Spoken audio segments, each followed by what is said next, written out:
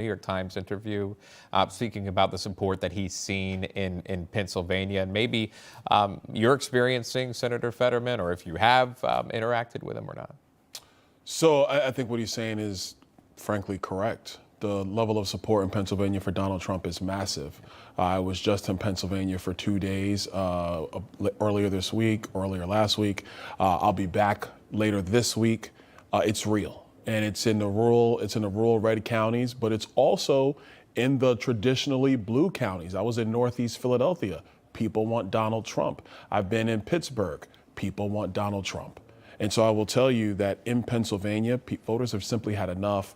They've seen both presidents in action. They know Donald Trump was a significantly better option, and they want that again in Pennsylvania. That's the thing. We've seen both of these candidates, right? We're very familiar with who they are. We've seen Donald Trump when he served as commander-in-chief, and he wants that job again. Clearly, you are supporting that effort. He was rallying in New York City. You spoke to the crowd. We want to play it for our viewers in case they missed it.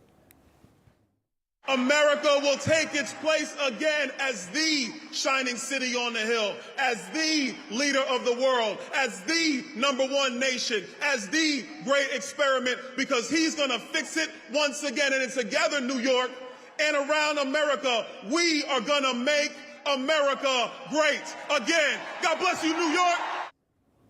How was that? What was that moment like for you? That's crazy. That's actually the first time I've seen the video.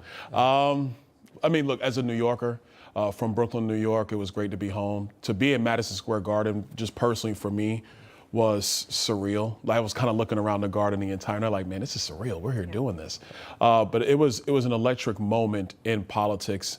And I think it's indicative of the fact that Donald Trump not only has changed politics, he's changed the way you campaign. Coming to New York City, Madison Square Garden, sellout crowd, crazy energy that was there from the beginning to the end. It demonstrates what we're seeing all across the country. Americans have had enough.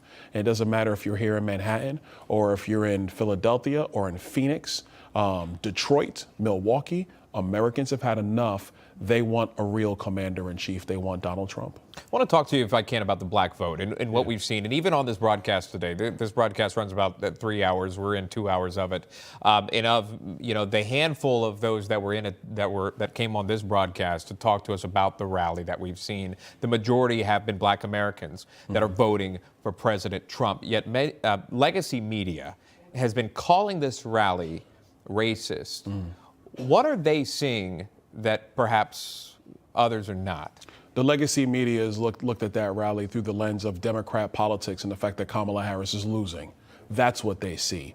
Last night at Madison Square Garden, you had black voters, you had Hispanic voters, you had Jewish voters, women all over the place. I wasn't obviously around in 1939, but something tells me you didn't have somebody like Tulsi Gabbard or myself addressing the crowd in 1939. You had RFKJ talking about the health of the American people. He was there last night. Laura Trump, Melania Trump.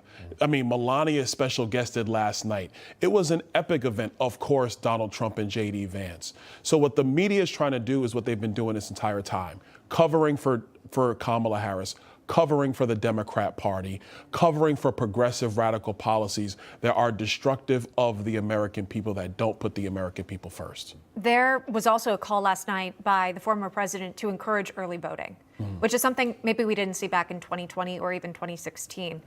How important is that for voters to take that to heart? It's incredibly important, because if you're a high propensity voter, you know you're voting for Donald Trump, get out and vote now. Just go do it. Don't wait till Election Day. Get out and vote. It helps the campaign be able to focus on those softer voters and focus all their resources to do that. Unfortunately, campaigns do cost money. And so what you want to be able to do is have your hardcore voters, your people you know you're going to vote, get them out early, get that banked in. So then that way you can focus all your resources to get those other people to the polls. Some of them who are black voters, who are not voting for Kamala Harris, but they need a little bit more convincing to come along for Donald Trump.